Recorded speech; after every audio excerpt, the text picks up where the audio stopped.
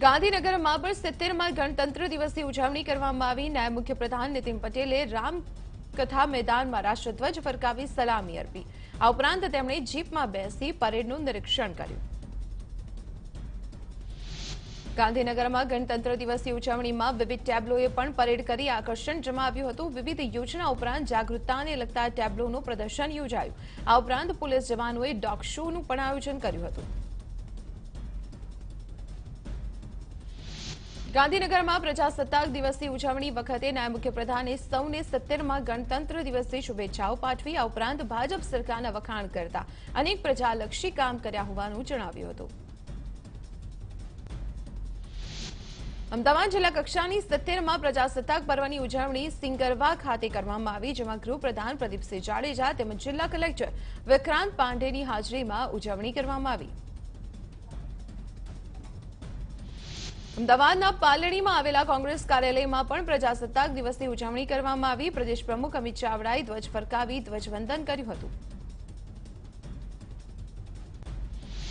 તો આ તરફ અમદાવાદમાં પ્રજાસત્તાક પર્વને લઈને અમિત ચાવડાએ ભાજપ પર પ્રહાર કર્યા। તેમણે કહ્યું કે વર્તમાન શાસકોની નીતિઓથી દેશનું બંધારણ અને લોકોની સ્વતંત્રતા ખતરામાં છે। સાથે જ કહ્યું કે રાહુલ ગાંધીની આગેવાનીમાં કોંગ્રેસનો કાર્યકર્તા બીજી આઝાદીની લડાઈ લડશે। કોને શું ખાવું, શું પીવું, શું બોલવું, કયા ધર્મનું પાલન કરવું તેના પર સરકાર દબાણ કરી રહી છે।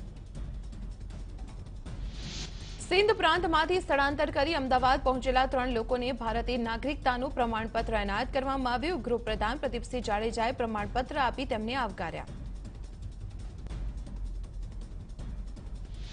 ગાંધીનગરમાં પ્રજાસત્તાક દિવસ નિમિત્તે કેન્દ્રીય પ્રધાન પુરુષોત્તમ રૂપાલાએ કમલમ ખાતે નિવેદન આપ્યું છે। તેમણે 2019માં વડાપ્રધાન નરેન્દ્ર મોદી પ્રચંડ બહુમતીથી જીતશે તેવી આશા વ્યક્ત કરી અને આ સાથે જ કહ્યું કે લોકશાહીમાં કોઈ પણ જાહેર જીવનમાં આવી શકે છે। તમામ સારું કામ કરે તેવી શુભકામનાઓ તેમણે પાઠવી હતી।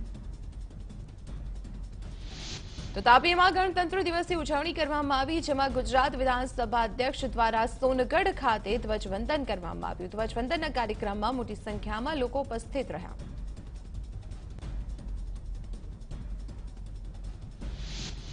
સુરતમાં 26 જાન્યુઆરીને લઈને સુરત પોલીસ હેડક્વાર્ટરના પરેડ ગ્રાઉન્ડ ખાતે પોલીસ કમિશનર સતીશ શર્મા દ્વારા ધ્વજવંદન કરવામાં આવ્યું અને આ કાર્યક્રમમાં પરેડ શો પણ યોજાયો। આ સાથે જ મોટી સંખ્યામાં શહેરીજનો હાજર રહ્યા।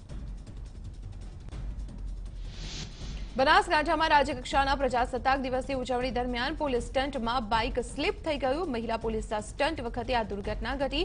હાલ મહિલા જવાનને સારવાર અર્થે હોસ્પિટલ ખસેડાઈ છે।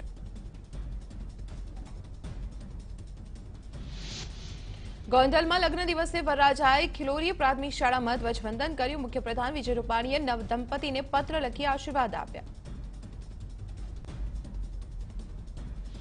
ગુજરાતમાંથી 7 મહાનુભાવોને પદ્મશ્રી એનાયત કરવામાં આવશે। ગણતંત્ર દિવસે પૂર્વ સંધ્યા પર પદ્મ પુરસ્કારોની જાહેરાત કરવામાં આવી। લોકકલા માટે જોરાવરસિંહ જાદવ, ચિત્રકલા ક્ષેત્રે જ્યોતિ ભટ્ટ અને અબ્દુલ ગફુર ખત્રી, વલ્લભ વસરામ મારવાણિયાને ખેતી ક્ષેત્રે, આર્કિટેક્ચર ક્ષેત્રે બિમલ પટેલ, સામાજિક કાર્ય અને દિવ્યાંગ કલ્યાણ માટે મુક્તા પંકજકુમાર ડગલી તથા નગીનદાસ સંઘવીને પત્રકારત્વ ક્ષેત્રે પદ્મશ્રી એવોર્ડથી સન્માનિત કરવામાં આવશે। સુરતના બારડોલીમાં આવેલા મુટીડ પેલેસના પાર્કિંગમાં ભીષણ આગ લાગી। આગ લાગતા જ ફાયર બ્રિગેડના જવાનોએ ઘટના સ્થળે પહોંચી ભારે જહેમત બાદ આગ ઉપર કાબુ મેળવ્યો।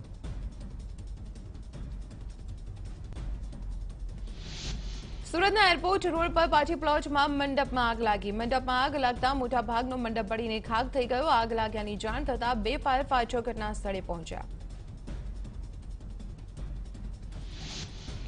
બનાસકાંઠાના ડીસાના વડાવળ રેલવે ફાટક પાસે અજાણ્યા યુવક અને યુવતીએ આપઘાત કર્યો। બંને લોકોએ અગમ્ય કારણોસર ટ્રેન નીચે ઝંપલાવીને આપઘાત કર્યો। રેલવે પોલીસે ઘટના સ્થળે પહોંચી તપાસ શરૂ કરી। આણંદના બોરિયાવીની શાળામાં મધ્યાહન ભોજનમાં ઈયળો દેખાતા હોબાળો મચી ગયો। પટાગનગરની પ્રાથમિક શાળામાં બાળકોને પીરસવામાં આવેલા દાળ ભાતમાં ઈયળો અને જીવજંતુ હોવાનું વાલીઓના ધ્યાને આવતા હોબાળો મચ્યો। ભોજન બનાવનાર વ્યક્તિની બેદરકારી હોવાનો આક્ષેપ પણ વાલીઓ દ્વારા કરવામાં આવ્યો।